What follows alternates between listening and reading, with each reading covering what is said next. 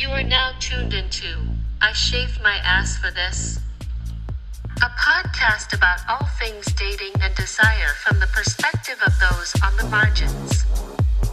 Here's your host, Natalia Lee Brown.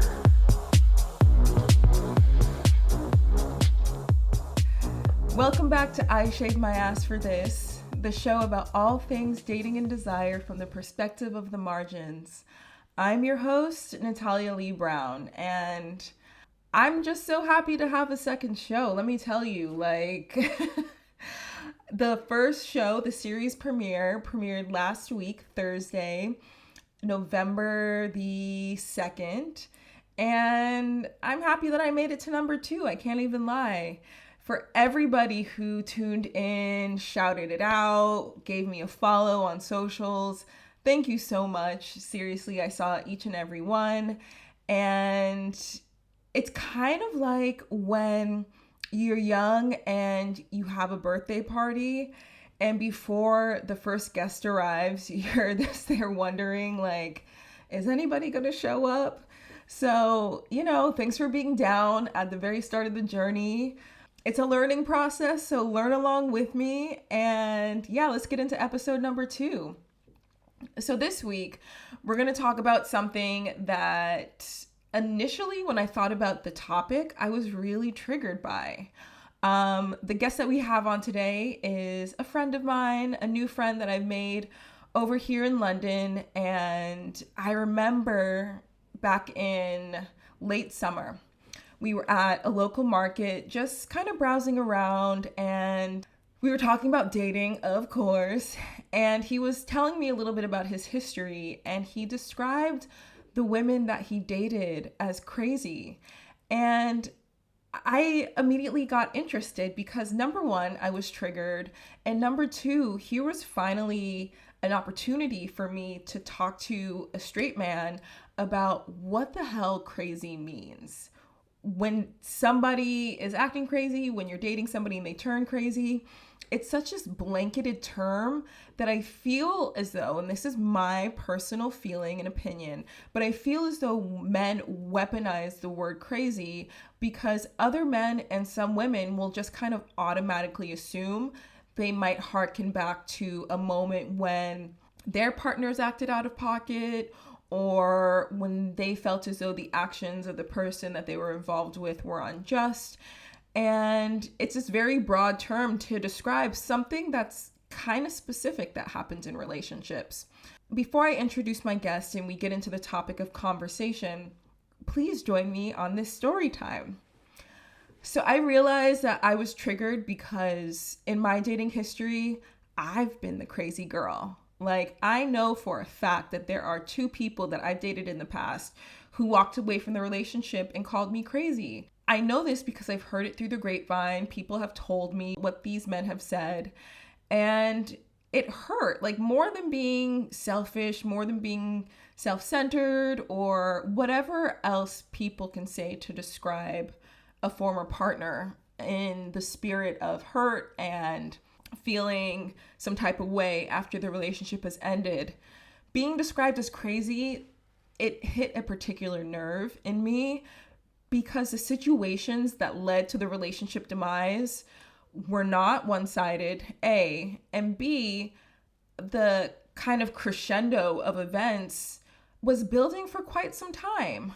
And that leads me to my own hypothesis that somebody that you're dating just doesn't pop up one day and is unhinged, right? Not only is describing somebody as crazy a very ableist term and problematic because people do have mental illness, myself included. I do suffer with depression. I do suffer with anxiety.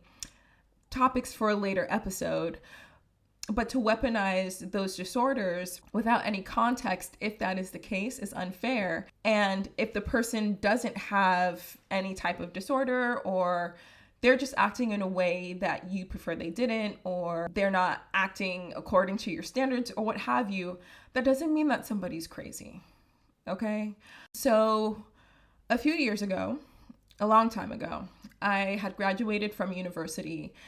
And I had a really hard time finding my first job. In fact, when I graduated initially, I was working at a skincare counter in the mall. I was so unhappy.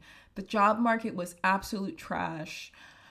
I had thought that I wanted to be a lawyer at the time, and so I was fighting so hard to work for a nonprofit, and I couldn't get my foot in the door. This went on for months, and I was getting discouraged, When I finally did land that coveted nonprofit job, it was not what I thought it would be. It was not what I had hoped it would be.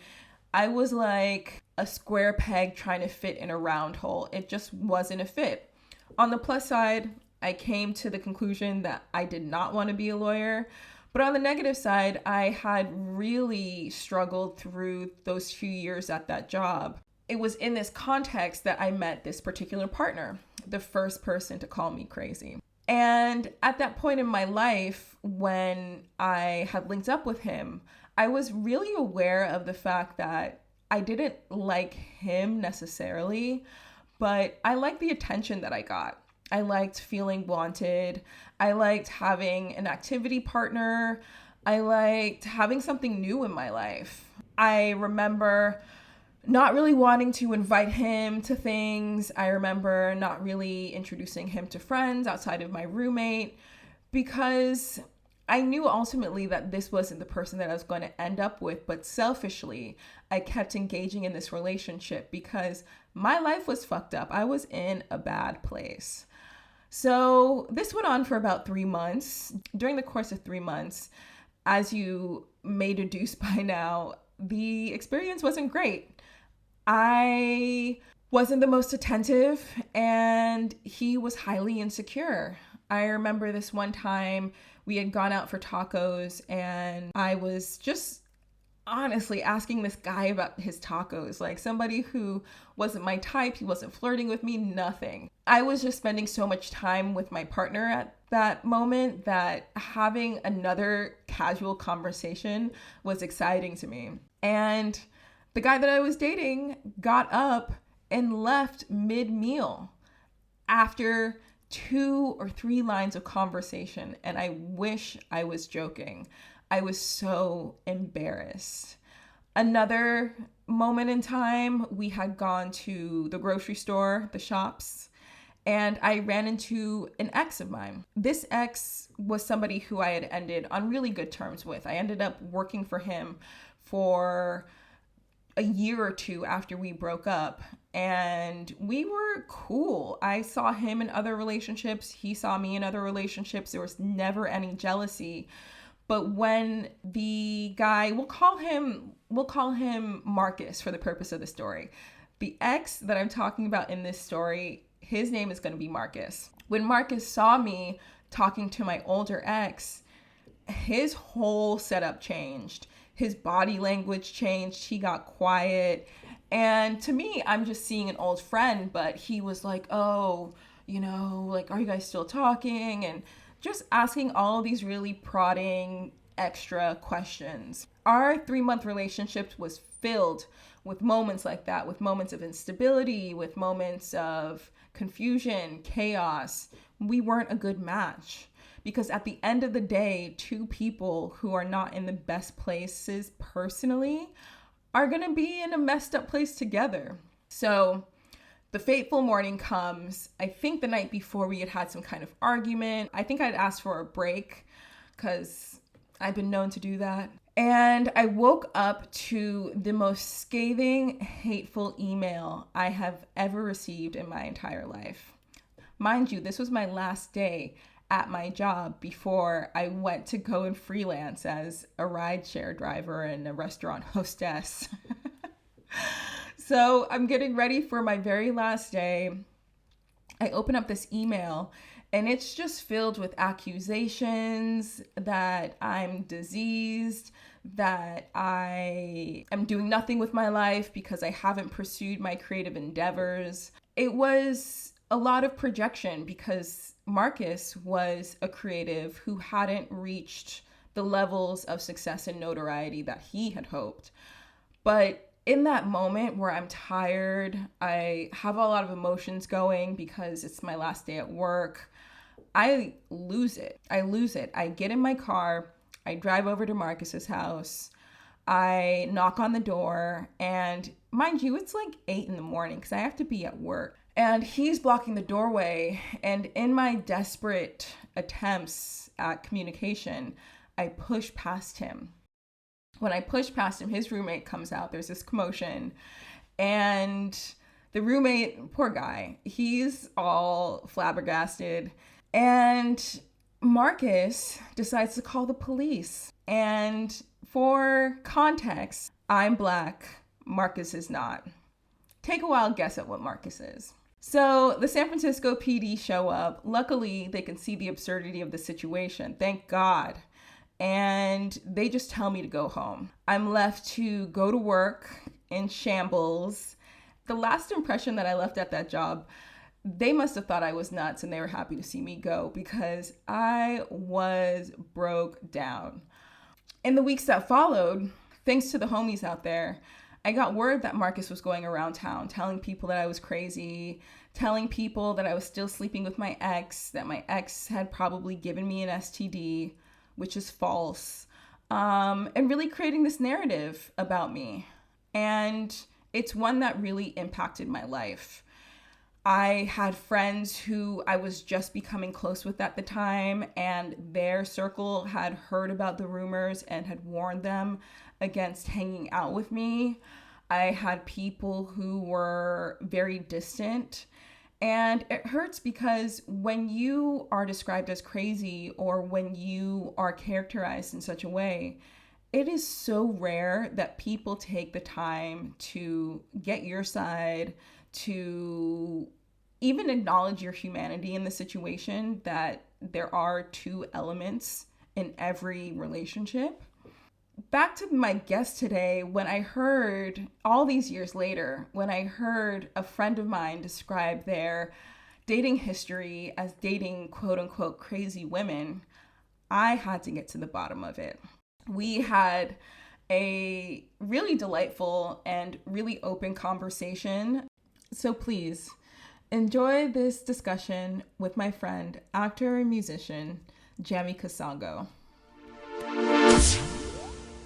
Back again with another guest who agreed to talk to me for some reason. So, guest, could you please introduce yourself to the I Shaved My Ass for This audience?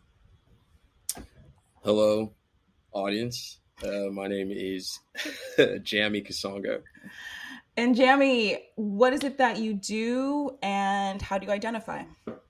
I'm an actor and a musician and identify as him, he. Okay. And who do you usually date? I usually date women. Okay.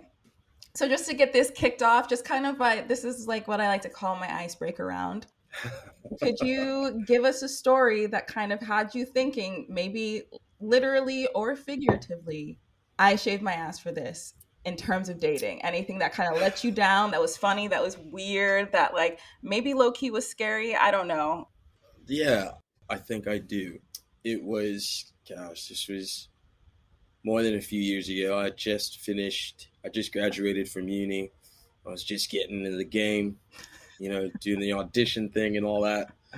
I was working at a gastropub in Chelsea, and I was a waiter, and there was a waitress there, and we flirted here and there, time to time, and then one night, one thing led to another, and it was cool. It was we had a good time, and she seemed like a really cool person overall. And I was like, oh, this is someone that I could definitely hang out with again. Right. And then about a few days after that night, we were at work at the same time, and like a hen do, like a bachelorette party had come in. Right. Oh, just for the listeners, Jammy is American, but he lives in the UK.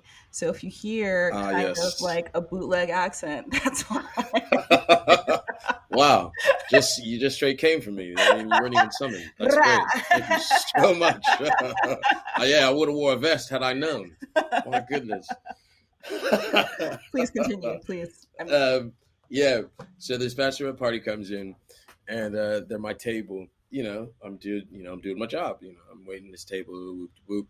The organizer of the Hindu at the end of their meal, we're just chatting. She's telling me what what she does, and all this stuff. I was having, just a conversation. I'm clearing the table. I'm taking the plates back to the kitchen, and this female's just kind of there, like she was like, and it seemed like she was there for like a minute, like she'd been waiting. The homegirl, your coworker homegirl. Yeah. Okay. Yeah. So it seems like she's sitting there, she's waiting for me. And I come through, and I was like, "Hey, what's up?"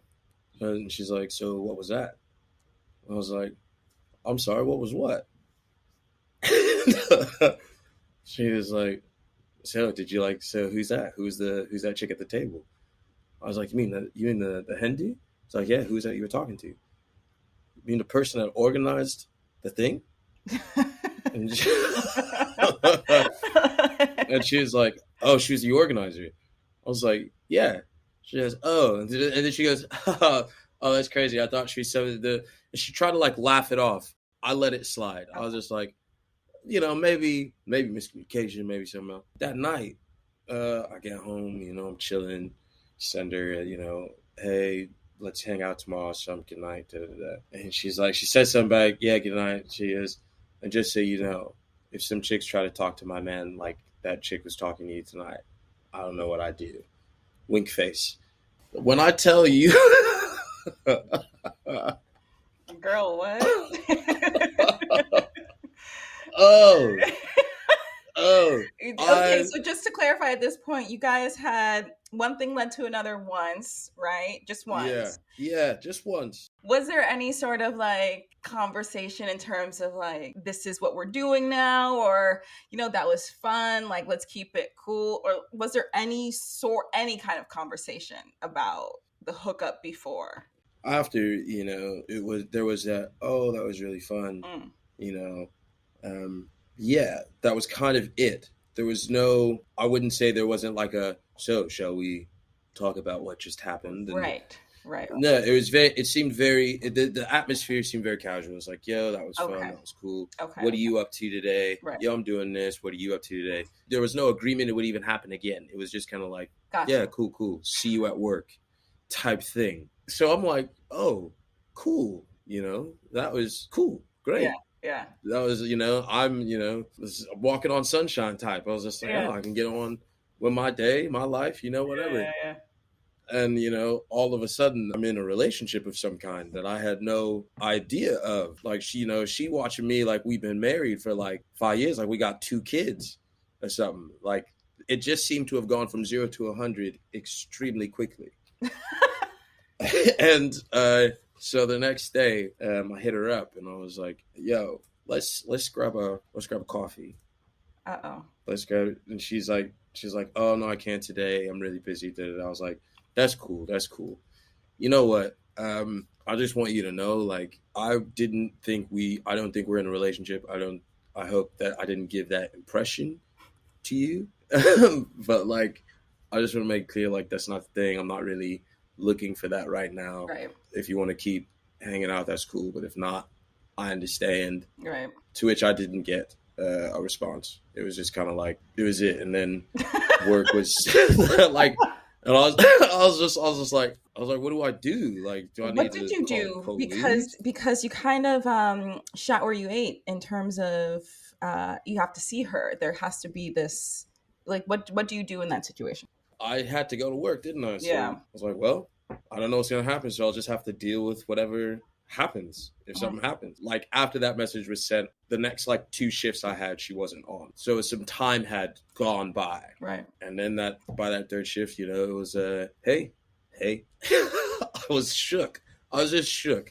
It came out of, it just was so, she was so like in confident about it too. Like, it was like, boom, this is it. I don't know if she thought she was like being cool, like, yeah, I know what I want type of thing or whatever. But it came on strong. It was potent. It wasn't. Okay.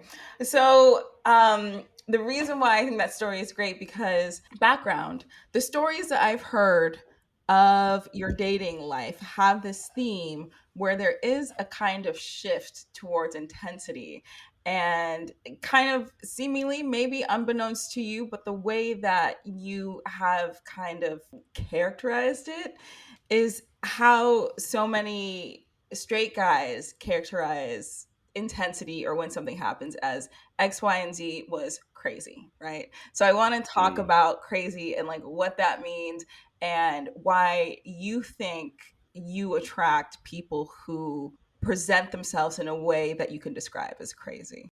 Crazy to me, Mm, I guess, is what I would define as toxic intensity. It's like somebody trying to distract themselves from something else. It seems like such a latch on, like a leech type of thing. right. And in my experiences, the running theme is this person's just gotten out of a relationship. This Okay. person is dealing with some type of insecurity Hmm. that potentially has a trauma that they haven't fully either addressed or have healed from.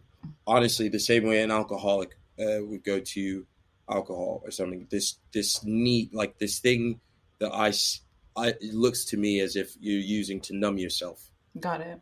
That to me is crazy. I have to admit that the crazy trope is a bit triggering for me, because I've been the crazy ex. But there's a whole apparatus around what gets you to that point, right? Mm, There's a whole world of things that include both parties, an interaction between both parties, and that elicits a reaction from one of the party, making it easy for maybe the more offending party to walk away and say, well, look, they're crazy, right? mm. And I feel so men have the advantage, like straight men have the advantage of this, because people so readily believe like rumors about women, right? Oh, she's crazy. I heard she's crazy. Like, there's been so many tables that I've been at with men like spreading rumors about women that they don't know. And it's usually another woman being like, where the hell did you hear that? you know, like, that doesn't even make any damn sense. So, Yeah. as somebody who finds himself in these situations, my first question is, what role, if any, do you think you play in eliciting said crazy? I think it takes two to tango, right? Mm, I think there has to be something said about you attract what you ask for, type of thing. okay.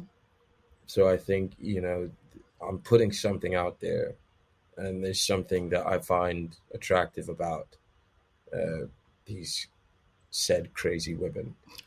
So like, I think I'm setting my. I think I said I'm setting myself up a little bit. How Uh, so? I think for me personally, when it comes to the pursuit of a partner or whatever, I wouldn't say that I'm ready to pursue a partner, a life partner, right now. There are things that I feel I need to take care of beforehand before I embark on that journey. So, because of that, I think there is something to be said about the type of woman that I go for. There is essentially somewhere, whether it's subconsciously or consciously, deep down or surface level, I know that this isn't going to last long. I know that, there's going to be an out. I know something's going to pop off that's going to make it so that I can essentially walk away from this. And But okay, so you yourself have the knowledge that you are not in a place to pursue anything serious in, mm, in a more long-term kind of way, right? You may mm, show up intentionally, you may only be talking to one person at a time, whatever your situation is. But my question is, do you make your situation clear to those who you are dating so that they have realistic expectations? I try my best to do so. I do at some point. Okay. And what does that look like? Like, you mean you try your best? Like, It's like that. It's that classic song. I'm just a soul whose intentions are good, what are you but talking about? We're I can talking be real terms. misunderstood. See, this is, I'm about to get crazy right now. This I is don't, this what I mean? I don't. I don't sit there like before I link up with somebody, before I start dating them, whatever. There's no conversation. There's no like essential like, hey, by the way, here are my intentions. What are your intentions? That feels like a job interview, and that's a personal thing. That's a personal thing in me. I'm gonna keep it real with you. That's just a thing in me. I like things to be a little bit more fluid in their integration into the conversation, I guess, when it comes to that. But that being said, at some point, if it does pop up or there's an opportunity for me to slip it in there, I'm very career focused. I'm not looking for anything serious right now. I will get it in there somehow, some way. I may not be like straight up like, yeah, unless if she straight up asks me, like that we're sitting at dinner and she asked me straight up, like, yo, what are your intentions? Then I'm gonna be like, yo, blah blah blah. But me I'm not gonna do the first thing. I'm not gonna be like, by the way, here are my intentions. If it comes up in the conversation, and I feel like if it's gonna come up in the conversation, it's because that's what you're both looking for anyway in the thing. Do you know what I mean? Like there's been some type of conversation like this. I know people use this, Hinge and this Tinder and whatever and all that. So there's usually some So-called hinges in the Tinder. that's what I heard the kids are using nowadays. All right. But there's some type of conversation already, so where there's intentions are known, right? And I think if in those particular type of instances, yeah, you know what I mean, put your cards out on the table. But for me, if I just see somebody walking down the street and I think they're attractive and I approach them and it goes successfully and da da da da, and then we link up, I don't know how I feel about this person yet. I already know this isn't what I'm looking for. I'm not looking for a partner, so I don't know how I feel about this person yet. If it gets to that point where it comes up in the conversation, or we've seen each other a couple of times, and it's like, yo, what are we? What's going down? I'll be very upfront. I'll be very honest. Right. I'll just be like, yo, I like how this is right now, and let's see. I move very slowly. You know what I mean? Let's just keep hanging out and see. And if she's cool with that, then she's cool with that. That's like a but if she's not cool with that, then I've given her the opportunity to tell me because I've been honest. So I would expect honesty back. I mean, you've been honest, but there's a difference between honesty and transparency.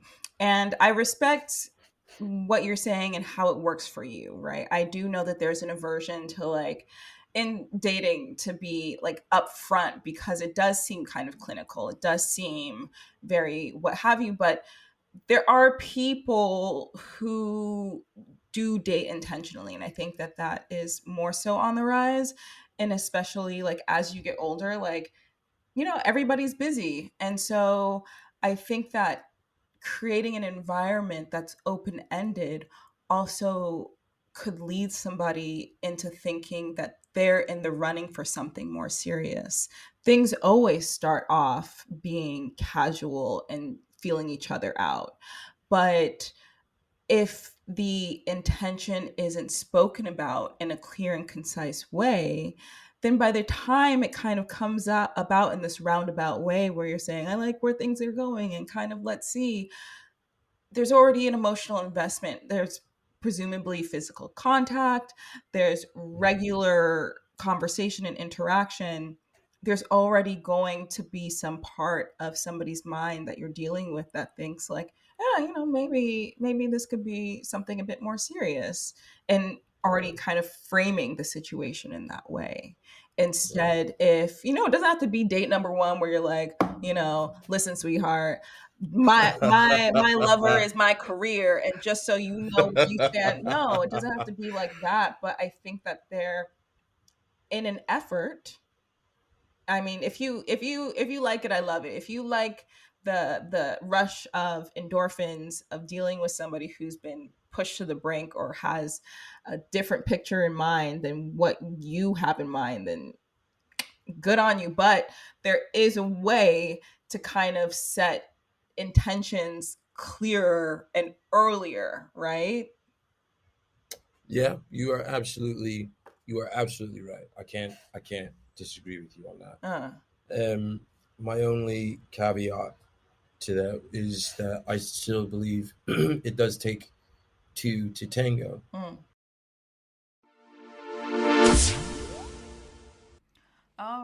It's that time again, commercial break time. Get your water, stretch out your legs, shake it out.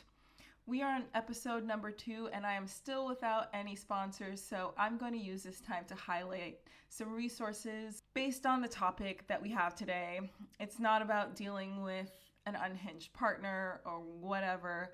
I think it's really important to highlight the need for Black male mental health. I think that Black men oftentimes don't really take the time to realize that they can use some support, and that maintaining a healthy mental hygiene is essential in order to navigate the hectic, racist world that we live in. So having an effective, safe community of people to help you navigate that is essential to success, in my opinion.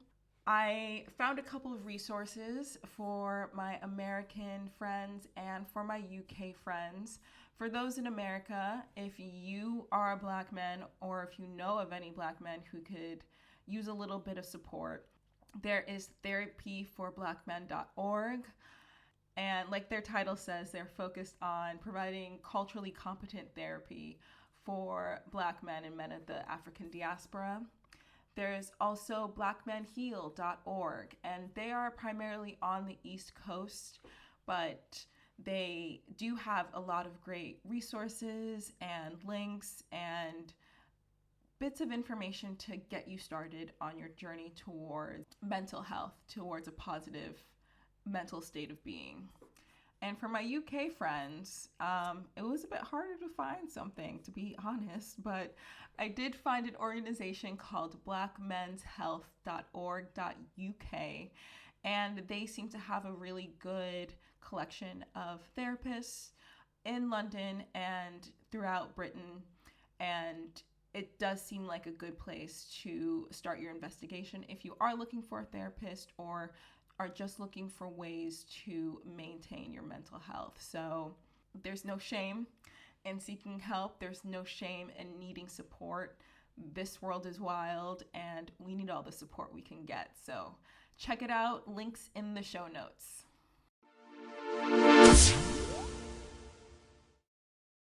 So if I'm expected to come to the table with clear intentions, I think she should as well. And I think I would like to think that I give off the impression that she can be honest with me.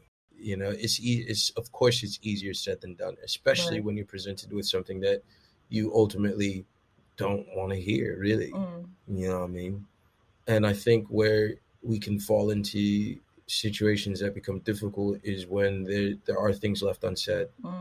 And there's time that is allowed to be spent pondering these things, where they're not just being talked about when they were already presented, or you spend a lot of time festering over it, and even when you see each other the next time, you still don't bring it up, and then another layer is added because it's still in your head. You present this in a way where it works for you in your life, but then your experiences aren't necessarily working, right? Yeah, no, don't get it twisted. All this is from afterthought, from reflection. You know, when I'm in the thick of it, it's horrendous. So because some stories that you've told me, I'm like, what the hell? Yeah, no, it's like I'm at a point now. It's just like, yo, if this happens one more time, I think I might not recover. So I'm like, I made a conscientious choice moving forward that I've now been able to identify that as what I deem toxicity. Okay. And I'm in a process of healing where I'm learning to not go for that. And what does that look like? Like, what does that healing journey, or what does that recognition, like, what do you need to change about your outlook in order to not be enticed by that? Discipline and consistency. Because I know now that it's like ignorance was bliss, but I'm not ignorant no more. Right. So I can see it now.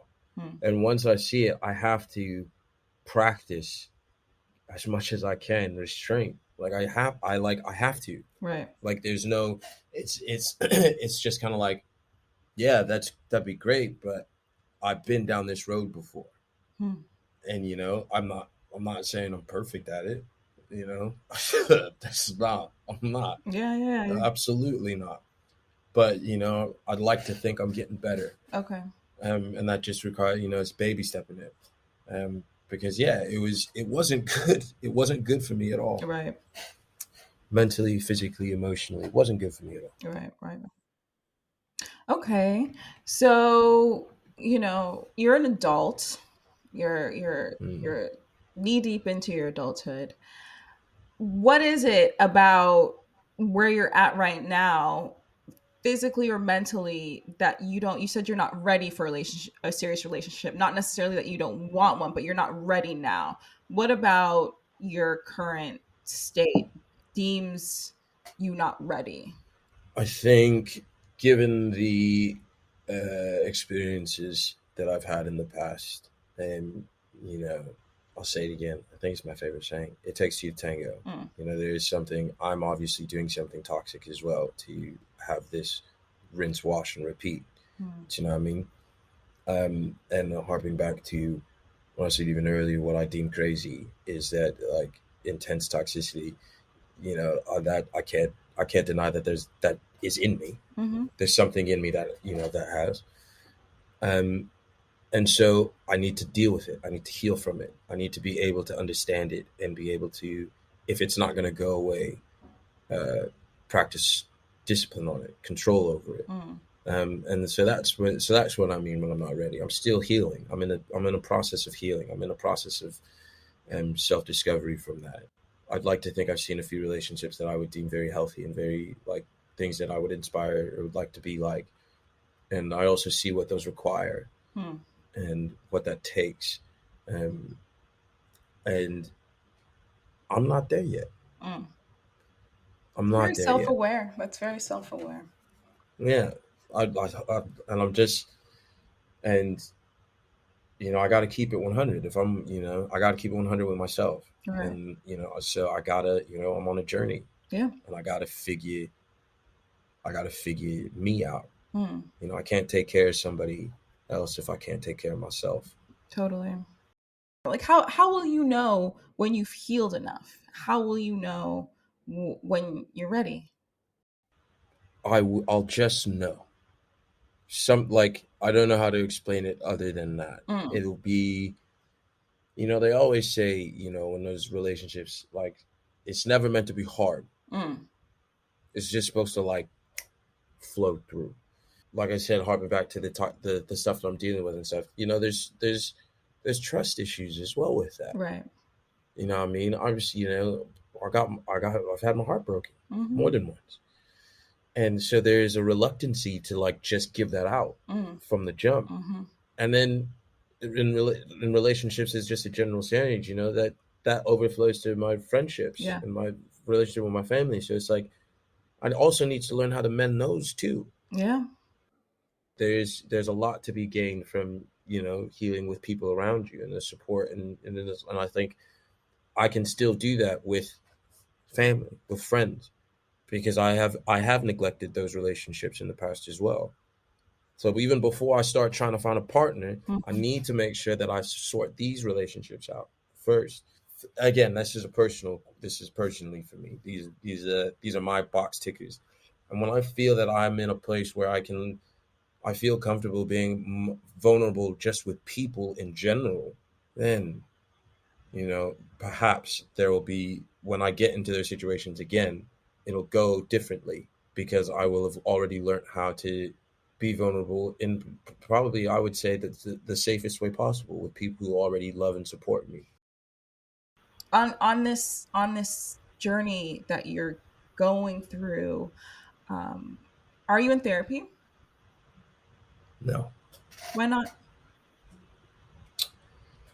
Again, a reluctancy to be open with someone else. Mm. I still, there is a bit of me that, every person deserves their secrets and has them. And there's definitely a reluctancy for that, and also I would say still kind of what could be deemed as a toxic male masculine thing. It was like I can figure it out on my own. Oh God. You know, there's definitely that. It's just like I don't need to pay for that. Or I could go on YouTube and watch some videos and I'll figure it out. It'll be fun. I don't need. Yeah, there's no cap. There's definitely elements of that Okay. in it. So you grew up in an African household, your first generation, right? Yeah, yeah, Was mental health, and especially as a man, was mental health something that was ever spoken about in your house? no. No. Okay. Mm. Would you be open to going to therapy? Like now that you vocalize this like thing that isn't a thing. Like you need like especially with our minds where we live every single day, right? Yeah, Having a third party. I don't think that therapy is the end all and be all, but I think that it is helpful to provide us with a different perspective of a professional who is not on anybody's side, right? mm. Would you consider it, or are you still pretty hard pressed that like, nah? I'm still pretty hard pressed, Mm, only because the things that I have been doing in my life as of late have been very beneficial to me, to my mental health and my physical health and my emotional health thus far. mm, So I wouldn't say I'm pressed to do it. Like okay. I don't feel that I'm in a place right now where I need to talk to somebody Okay. about this, what's going on in my head. If that does happen, I'd like to hope that I can utilize what I've been doing as of late and be that much more vulnerable and take the jump. Right. But I mean, I won't know that until I get there. If you are curious, it doesn't have to be uh, code red to go and see a therapist. If you're curious, if you just want, it doesn't need to be a level 10 in order for you to Yeah, yeah, yeah. figure those things out. That's all. No, I feel you on that. And maybe I'll consider it. Okay. I'll consider it. Progress, Yeah. growth, y'all. Growth. Um, you said that you're doing other things. Do you mind sharing? Like, what do those other things that you do look like on your path for healing and just peace? um, a lot of walking. Mm-hmm. I walk a lot, Yeah. and I do morning devotionals. What is that? What are morning devotionals? Morning devotional, for example, I at the moment I do a Christian one, Okay. and it's really just kind of someone. It's like a Bible verse is Mm-hmm. read to you, and then they give you an interpretation. It's supposed to be more often than not, it's inspirational, Okay. whatever. And then so yeah, I go for a walk, I do that, Mm, and then I listen to like self help books from a spiritual standpoint. got it. So I recently read this book called Radical Acceptance. Mm-hmm. It was basically like a pamphlet for Buddhism, but it was quite insightful. And then I'm reading currently this book called the 40 Rules of Love, and it's based off of the philosopher poet Rumi. Okay. So I try to start my morning off with something inspirational. I try to stretch, try to do yoga, Mm-hmm. I work out, and these things are done from a more holistic mindset of I'm doing these things for my brain. Right. The benefits to my body are kind of like just the cherry on top, Got you. and I do try to connect with people Mm-hmm. more. Like I try to say call somebody, hang out with somebody, talk to Right. somebody. Even though I like my alone time, I still try to make an effort to like be around someone because that is good. It's proven that it's good for you. Yeah. And yeah, I try to eat really well. I try to get sleep. I try to drink a lot of water. I do these very practical things at the moment that I find have had very beneficial things for my mind. And with all these benefits from these things that I'm doing, it's allowing me it's opening me up more and more to the possibility of becoming more and more vulnerable. Yeah. I'm going to wrap this up, but before I do, is there anything that you want to say? Do you want to leave us with any kind of words or anything that I didn't touch on, or, you want to spit a verse, or I don't know.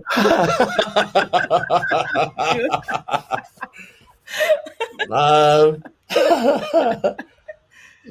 nah, I got. You just came out of that with those. I was like, oh snap. No, I mean, more words, more words. I'm just fucking around, but like, is there any I want to give the last word to my guests. So if there's any word that you want to leave us with, now's your time. um, hmm. Baby steps. Okay, perfect. Like, yeah. And where can the people find you? You can find me on the gram at Jammy Kasongo. I think that's the only platform that I'm really on. You can also catch me at the Theatre Royal, Drury Lane.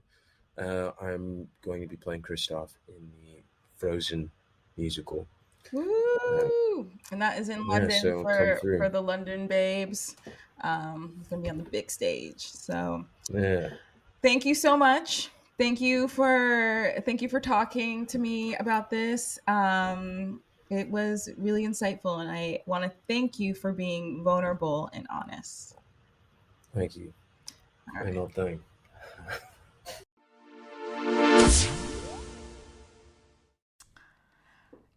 I love that conversation. So first of all, shout out to Jammy. Thanks for going there with me. Thank you for being honest. Thank you for being transparent. Even listening back to it, I just think that it's such a beautiful and succinct way of really being honest about where you are in your life and ultimately who you are. And as always, thank you to you, the listener. This is episode number 2 in the books, step by step, baby steps, if you will.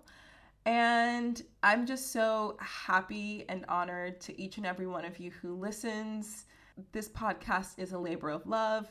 And each week I dedicate myself to bring you a conversation that is not only illuminating, but holds space for the messiness and vulnerabilities that relationships often bring forth. So thank you again.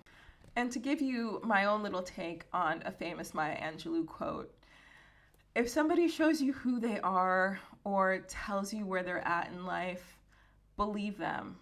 There has never been a moment in my past, in my history, where anybody has been able to cajole me out of or convince me away from whatever season I was in.